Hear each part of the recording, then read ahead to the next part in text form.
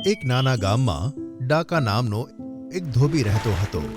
તેના બે વફાદાર સાથીઓ હતા, એક મહેનતુ ગધેડો અને બીજો સતર્ક કૂતરો. ગધેડો ભારે કપડાં ઊંચકીને તળાવે જતો, ધોબી તેને ધોતો હતો. કૂતરો રાત્રે ચોકીદારી કરતો અને કોઈપણ ચોરને ઘરમાં આવતા રોકતો. એક રાત્રે ગધેડાને કંઈક અવાજ સંભળાયો. તેણે બાજુમાં સૂતેલા કૂતરાને કહ્યું કે, પ્રિય મિત્ર, ઉઠો. ગધેડાએ કહ્યું. ત્યારે કૂતરાએ ગુસ્સે થઈને ગધેડાને કહ્યું કે, શું છે? હવે શું થયું? બોલ. તે અવાજ સાંભળ્યો? એવું લાગે છે કે કોઈ ચોર ઘરમાં ઘૂસ્યો છે. ગધેડાએ ખૂબ ચિંતિત સ્વરમાં કીધું. કૂતરાએ આળસ મરોડતા કહ્યું કે, ચોર ઘૂસ્યો છે તો હું શું કરું? એનાથી મારે શું મતલબ? ગધેડો તો ચોંકી ગયો. તું આવું કેમ કરી શકે? જો કોઈ ચોર આવે તો તારે માલિકને બતાવવાની ફરજ છે. તું સાચું કહે છે, તેણે સ્વીકાર કર્યું. પણ આપણા માલિક ડાકા પણ મારા પ્રત્યે કર્તવ્ય નથી નિભાવતા. મેં નક્કી કર્યું છે કે હું કર્તવ્યનું પાલન નહીં કરું. ગધેડો ચોંકી ગયો. આવા સરસ માણસ માટે તું આવું કેમ બોલે છે? સારો માણસ, તું તેના માટે કપડાં ઉચકે છે અને તને સારું ખાવાનું મળે છે, કારણ કે તારું કામ દેખાય છે. પણ મારા કામ વિશે શું? મેં એની સુરક્ષા કરવા માટે અગણિત રાતો જાગેલી છે અને મને બદલામાં બચેલું અનાજ જ મળે છે, અને ક્યારેક તો એ પણ નથી મળતું. ભૂખ નિરાશાને કારણે ભસી પણ નથી શકતો.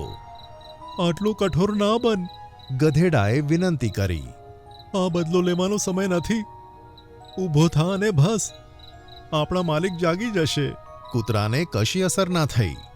મેં નક્કી કર્યું છે. મારી ભૂખે મને નિર્દય બનાવ્યો છે. તારે માલિક માટે કંઈ કરવું હોય તો તું જાતે કર. ગધેડાએ કર્તવ્ય અને દ્રઢ સંકલ્પ અનુભવ્યો. લોકો કહે છે કે કૂતરું રક્ષણ કરે છે, પણ તારા વ્યવહારથી એવું નથી લાગતું. ગધેડા પણ રક્ષણ કરી શકે છે, એ હું સાબિત કરીશ. તેથી હું બૂમ પાડીશ અને મારા માલિકને જગાડીશ. આમ કહીને ગધેડો જોરથી બૂમો પાડવા લાગ્યો.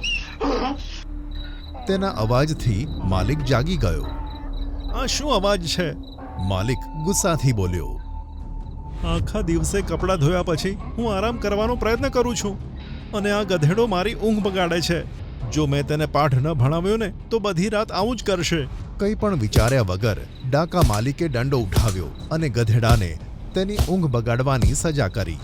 કૂતરો ચૂપ જ રહ્યો જ્યારે ગધેડો પોતાની સજા ભોગવતો હતો. કૂતરો ગધેડા સામે જોઈને બોલ્યો કે, એટલે જ કહેવાય છે કે પોતાના કામથી કામ રાખો. જો બીજાનો બોજ ઉઠાવવાનો પ્રયત્ન કરશો તો પોતાનું જ નુકસાન કરશો. તે રાત પછી ગધેડાને ખૂબ જ અગત્યનો પાઠ શીખવા મળ્યો કે પોતાની ભૂમિકા સમજવી અને પોતાની મર્યાદા ક્યારેય પાર ન કરવી. કૂતરાએ પોતાનો વિચાર તો ન બદલ્યો, પણ તે તેના કાર્યો અને પરિણામો વિશે વિચારતો રહ્યો.